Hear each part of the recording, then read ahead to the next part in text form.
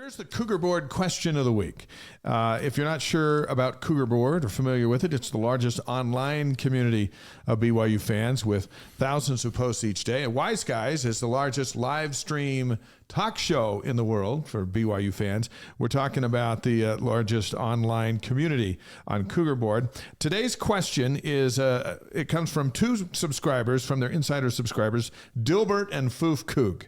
Now, with names Dilbert and Foof Coug, you know it's going to be a good question. It's got to be good. Here it comes. Do you have any thoughts on why there's so much disorganization on the offense this year? We've never seen so many timeouts after a kickoff because the offense wasn't ready for the first play of their drive, or the receivers having so much trouble figuring out who was supposed to be on the line or off of it. We saw again on Saturday when the offense was confused coming out of a timeout on 4th and goal from the 2 and had to call a second timeout, which got him a penalty because this year you can't call back-to-back timeouts.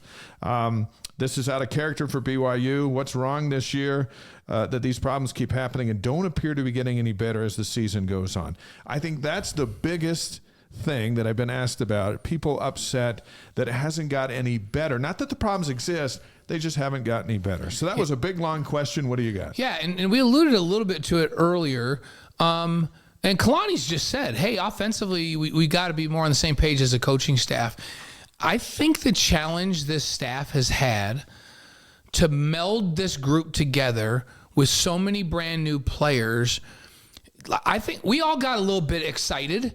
Hey, we got, Laster's coming in from Eastern Michigan, and Marion's coming in from back at UMass, and 3 new offensive linemen, all starters, Mile and Lapawahu and Etienne, and how about Aiden Robbins out of UNLV, and hey, we've got this great new freshman running back, LJ Martin, and guess what? This quarterback's coming as a transfer from Pittsburgh. Guess what? Count them up, folks.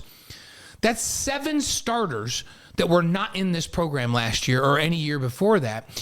And I got caught up in this. Yeah, but look at how talented they are. Like, all this talent is going to overcome. How can you not? It's going to overcome continuity, right, Dave? Mm-hmm. But there's something to be said to playing a bunch of guys that have been in your system and running your stuff for a number of years. And I think the staff maybe overestimated what they could digest. We overestimated how well they would meld together and communicate and all that nonverbal that takes place out there. They've just had way too many mistakes.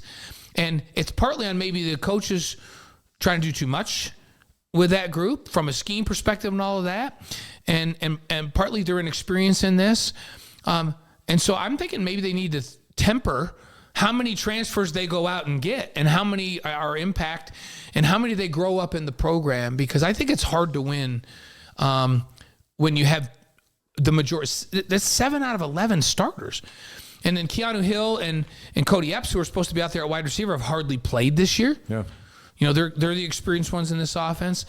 And so I think it's a combination. I think the staff could do a better job of tailoring what they're calling in the schemes to what they have out there, maybe simplifying, and maybe overestimating how valuable just pure skill is versus should they be playing more guys that have been in the system for longer and know exactly what they're supposed to do? Good question and a good answer, and let's hope we see some solutions on Saturday night at West Virginia.